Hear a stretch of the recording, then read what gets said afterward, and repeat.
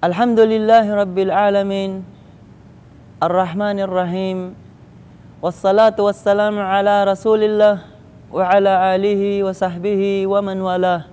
Assalamualaikum warahmatullahi ta'ala. Ang papuri at pasasalamat ay nauukol lamang kay Allah subhanahu wa ta'ala. Ang pagpugay, pagbati ng kapayapaan at pagpapala ni Allah subhanahu wa ta'ala ay mapa sa kanyang propeta, sa kanyang pamilya, at sa lahat ng kanyang mga kasama, at mga sumunod, at lahat ng taong tumatahak sa matuwid na landas hanggang sa araw ng paghuhukom. Narito muli ang karugtong ng talakayin pang Ramadan, at ang talakayin ito mga kapatid ay ika-25.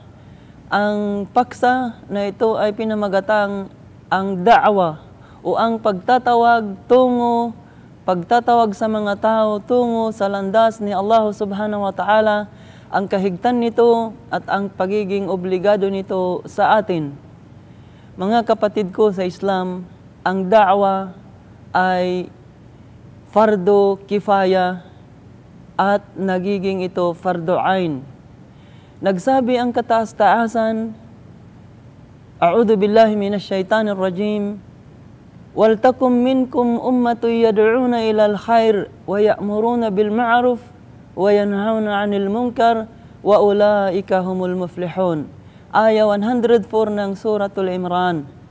Sabi ng kataas-taasan, at magkaroon sa inyo ng ilang mga magtatawag sa kabutihan o magkaroon sa inyo ng mga grupo o kalipunan na magtatawag sa landas ni Allah, magtatawag sa kabutihan at magbabawal ng masama, mag-uutos ng mabuti, at sila ang mga taong matagumpay. Purihin natin si Allah subhanahu wa ta'ala mga kapatid, at hilingin natin sa Kanya na ipabilang niya tayo sa mga ilan na ito na nagtatawag sa landas ni Allah subhanahu wa ta'ala. Ang fardu kifaya, ibig sabihin ay obligado sa ilan sa mga Muslim. At magbibigay tayo ng halimbawa nang sa gayon ay higit nating maintindihan. Kung halimbawa sa isang lugar, mayroon ng ilan sa mga Muslim na nagtatawag sa landas ni Allah subhanahu wa ta'ala, ay hindi na nagkakasala ang lahat. Ngunit kung walang ni isa o wala sa kanila ang magtatawag o magdada'wa, ay doon magkakasala ang lahat. Ito ang ibig sabihin ng obligado sa ilan o fardu kifaya. At minsan naman ito ay nagiging fardu ain. Nagsabi ang kataas-taasan, Wad'u ila rabbika wala takunanna minal musyrikin. Aya 48 ng Surah Al-Qasas. Nagsabi ang kataas-taasan sa kanyang sa ating lingwahe sa malapit nitong kahulugan, at magtawag ka tungo sa landas ng iyong Panginoon, at huwag na huwag kang mapapabilang o magiging katulad ng mga mapagtambal. Sa aya na ito, at katulad din o pagka ikumpara natin sa pagiging obligado ng da'wa o pagtatawag sa sinabi ng Sugo sallallahu alaihi wasallam, ayon kay Abdullah bin Amr bin al-As, kalugdan sila ni Allah subhanahu wa ta'ala radiyallahu anhum, na ito ay inulat ni Bukhari. Nagsabi ang Sugo sallallahu alaihi wasallam, Ballighu anni walau aya. Iparating ninyo sa akin kahit man lang sa pamagitan ng isang tanda. Sa makatuwid, o ibig sabihin, iparating natin o magda'wa tayo, magtawag tayo sa mga tao patungo sa landas ni Allah subhanahu wa ta'ala, patungo sa Islam, na kahit man lamang sa pamamagitan ng isang aya o isang tanda o hinggil sa Islam, iparating natin sa mga tao. Dito nangangahulugan na nagiging fardu ain o obligado sa bawat isa ang pagdada'wa. Wad'u ila rabbika wala takunanna minal musyrikin. Magtawag ka sa landas ng iyong Panginoon, at wag na wag kang magagaya sa mga mapagtambal. yung magtawag ka doon, ibig sabihin ay magiging obligado sa atin sa sinabi rin ng sugo na iparating ninyo sa atin, sa hinggil sa akin, kahit man lang sa pamagitan ng tanda. At nagsabi pa ang sugo sallallahu alaihi wasallam, ayon kay Ibn Umar radiyallahu anhu, kalugdan siya ni Allah subhanahu wa ta'ala sa ulat ni Muslim, kullukum ra'in wa kullukum mas'ulin an ra'ayatihi, aw kama qala an-nabi sallallahu alaihi wasallam. Kayo ay, ang lahat sa inyo ay pastol at kayo ay responsibilidad sa inyong mga nasasakupan. O ibig sabihin, kayo ay responsibilidad sa inyong mga pamilya. Dito nagiging fardu ain o obligado sa bawat isang pagdadawa ang pagbibigay, pagtawag sa mga tao tungo sa landas ni Allah subhanahu wa ta'ala. Alamin natin mga kapatid na hindi lamang para sa mga hindi Muslim ang pagtatawag para maging Muslim, kundi ang pagtatawag, ang da'wa na tinatawag dito ay pangkalahatan maging sa mga Muslim, lalo na sa mga Muslim na salat o gahol sa kaalaman pang-Islamiko. Kaya naman mga kapatid, ang pagdada'wa ay in-encourage tayo ng Propeta sallallahu alaihi wasallam na magsagawa o magtawag sa landas ni Allah subhanahu wa ta'ala. At ang kahigtan ng da'wa para sa atin ay nagsabi ang kataas-taasan, وَمَنْ أَحْسَنُ قَوْلًا مِمَّنْ دَعَى إِلَى اللَّهِ وَعَمِلَ صَالِحًا وَقَالَ إِنَّنِي مِنَ الْمُسْلِمِينَ. Aya 33 ng Surah Fussilat, nagsabi ang kataas-taasan, sino pa ba ang mas mainam kaysa sa kanya, kaysa sa kanyang pananalita na nagdada'wa o nagtatawag sa landas ni Allah subhanahu wa ta'ala at nagsasagawa ng kabutihan at siya ay nagsasabing tunay na ako ay kabilang sa mga Muslim. Tunay na ako ay kabilang sa mga sumusuko, sumusunod at tumatalima.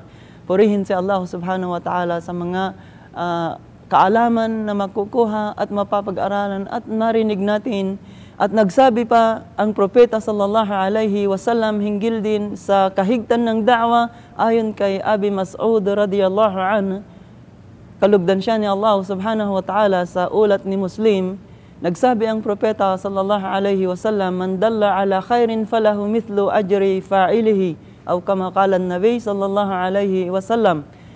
Sino man ang maggabay o magtawag sa landas ni Allah at magabayan ang isang taong ito, ay mapapasa kanya rin ang kabutihan ng gumawa nito. Ang kahulugan kapag nagda'wa tayo at inshallah lahat ng ginawa ng ating nadawahan o natawagan sa landas ni Allah subhanahu wa ta'ala, lahat ng kanyang kabutihan ay magkakaroon din tayo katulad ng kanyang kabutihan. At nagsabi pa ang Propeta sallallahu alaihi wasallam ayon kay Abu Hurairah sa ulat ni Muslim ulit, nagsabi ang sugo, man da'a ila huda kana lahu min al-ajri mithlu ujuri man tabi'ahu la yanqusu dhalika min ujurihim shay'a wa man da'a ila dalalatin kana alayhi min al-ithmi mithlu athami man tabi'ahu la yanqusu dhalika min athamihim shay'a, aw kama qala an-nabi sallallahu alaihi wasallam.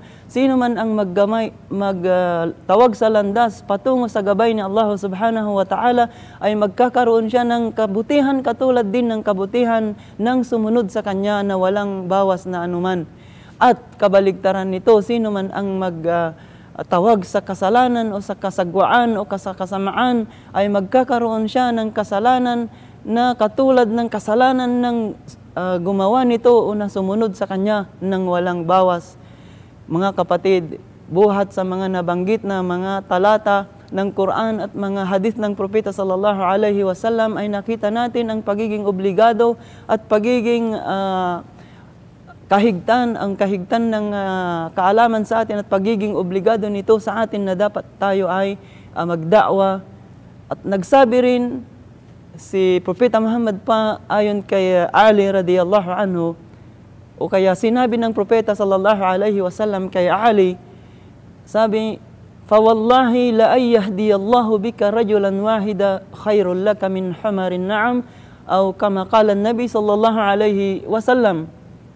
Sabi ng sugo sallallahu alaihi wasallam, sumpaman kay Allah, kung gabayan niya, kung sino man ang mayroong gabayan si Allah o sino man may gabay, kung mayroong gabayan si Allah subhanahu wa ta'ala sa iyong pagsisikap, ay mas mainam ka pa, sabi ng propeta kay Ali radiyallahu anhu, na mas mainam ka pa kaysa sa isang taong nagkaroon siya ng isang pulang kamelyo. At ang kamelyo, mga kapatid, alamin natin na pula, ito ay bibihira lang sa mga Arabo at ito ay napaka bibihira, ibig sabihin, ang magkakaroon na ito, bibihira na din sa makatuwid ang hinalimbawa ng Propeta sallallahu alaihi wasallam na mas mainam ka, pasabi niya kay Ali, kaysa sa isang taong nagkaroon ng isang pulang kamilyo. Purihin si Allah subhanahu wa ta'ala sa mga nabanggit natin na mga aya at hadith na nagbigay sa atin ng kaalaman upang magiging obligado at magpursigi tayo na magdaawa.